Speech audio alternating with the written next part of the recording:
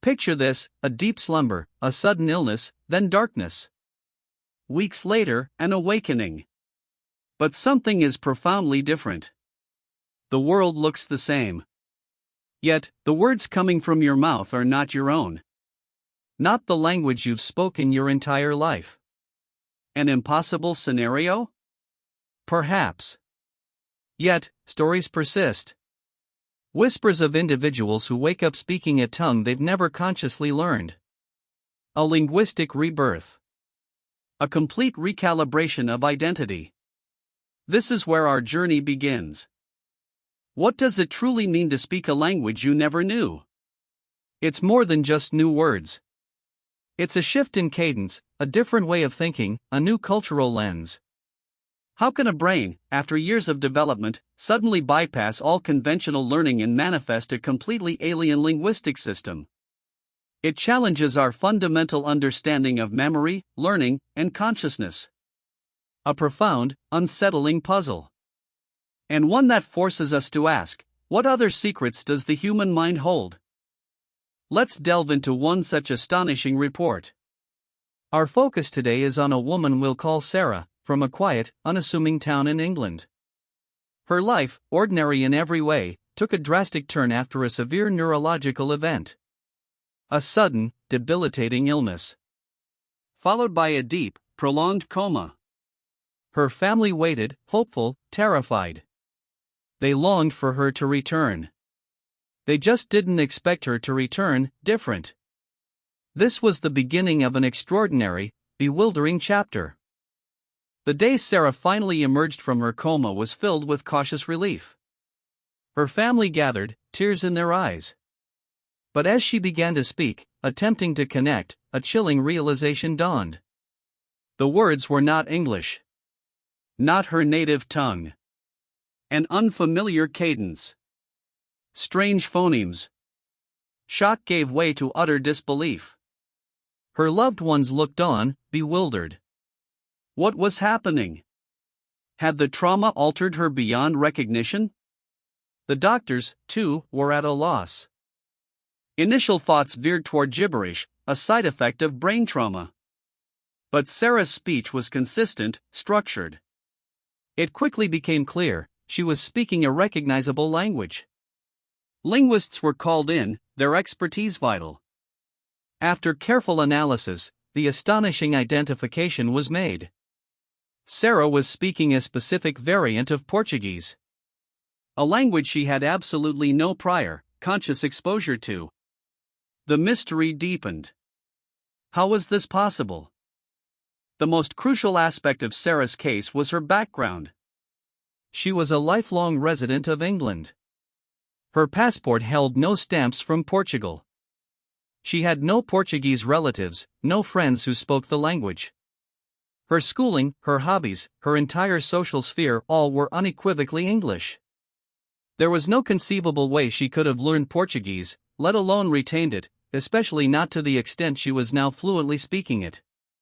It defied every known principle of language acquisition. Naturally, skepticism followed. Was this a hoax? A bizarre psychological manifestation? Many found it impossible to believe. Doctors initially questioned her mental state, wondering if it was a delusion or a clever trick. Family members, though supportive, grappled with the enormity of the claim. The initial tests were crucial. Could she translate? Could she understand Portuguese when spoken to her? The answers only deepened the enigma, confirming her proficiency, not her deceit. To understand, scientists turned to the brain itself.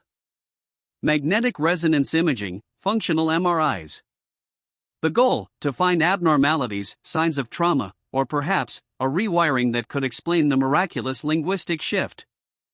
The intricate dance of neurons, the complex pathways of language processing. What did these cutting-edge scans reveal? Damage in expected areas? Or an untouched, yet reconfigured, landscape of neural connections? The answers were nuanced, adding layers to the mystery, not resolving it. In the search for explanations, researchers first considered known neurological phenomena. Foreign accent syndrome, or FAS, is a rare condition. Post-brain injury, a person's speech patterns can change, making them sound as if they're speaking with a foreign accent. This happens because the brain areas controlling speech articulation are affected. But this was about accent, a change to existing language. Sarah's case was profoundly different. She wasn't just speaking English with a Portuguese accent.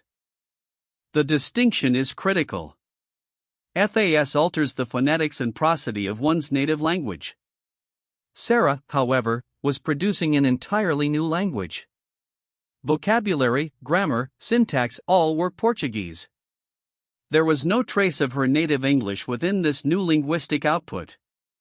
This wasn't merely a change in accent or rhythm. It was a complete, seemingly spontaneous, acquisition. This gulf between FAS and Sarah's experience emphasized the extraordinary nature of her transformation, demanding deeper, more complex explanations. One intriguing hypothesis points to cryptomnesia. This is when a forgotten memory resurfaces, mistaken for a new thought or experience. Could Sarah have had fleeting, unconscious exposure to Portuguese during her life?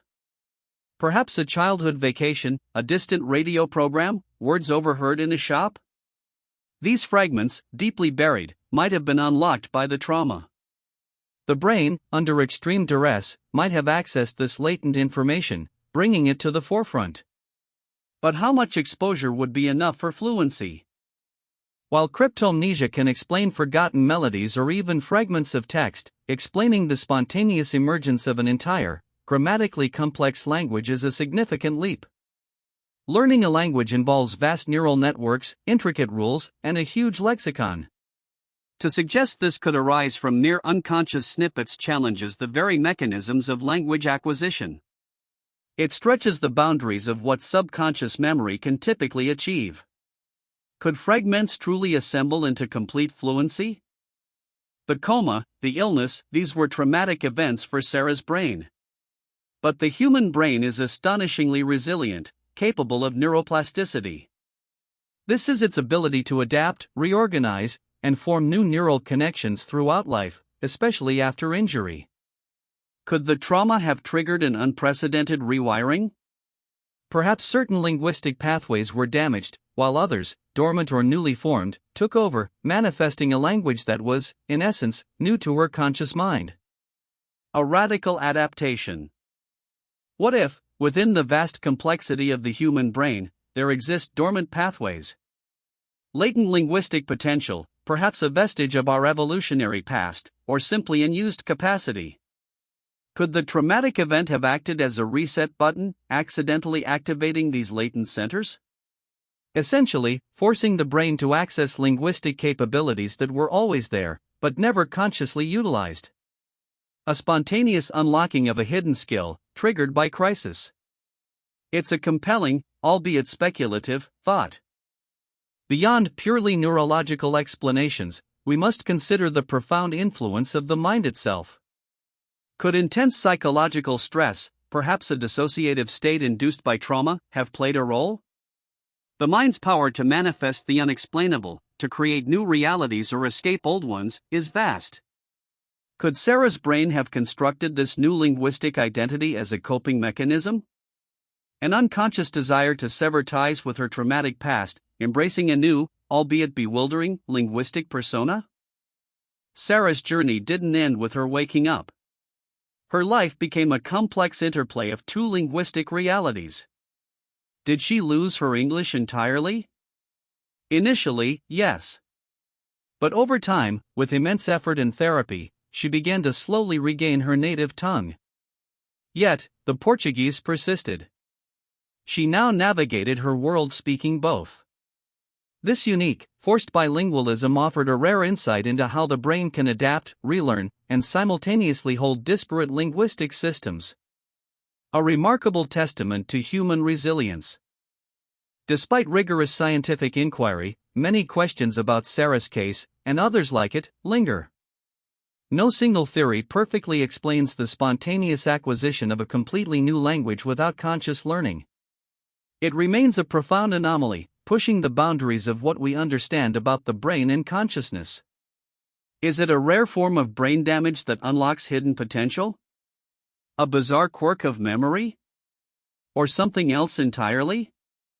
The answers, for now, remain elusive. Sarah's case, whether truly unique or one of many undocumented instances, stands as a powerful testament to the human brain's extraordinary, often baffling, capabilities. It reminds us that our understanding of this 3-pound universe within our skulls is still in its infancy. There are vast territories yet to be mapped, incredible processes yet to be comprehended. Every such mystery pushes us to look deeper, to question what we think we know, and to embrace the unknown. The brain truly is our greatest enigma.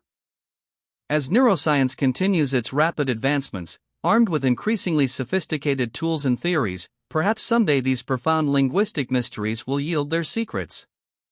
We are on the cusp of unlocking unprecedented insights into how the brain forms, stores, and accesses language. Until then, these extraordinary stories serve as compelling reminders of the vast, uncharted territories of the human mind. They are a beacon guiding future generations of researchers to explore the edges of possibility. A woman wakes up. Her voice, her words, belong to another world. A language she never learned, yet now speaks. It's a mystery that challenges everything we thought we knew about memory, identity, and the very fabric of our being. A testament to the brain's profound capacity for the unexpected. And perhaps, in a world constantly seeking answers, the most captivating mysteries are the ones that, for now, remain gloriously, stubbornly, and utterly beyond explanation.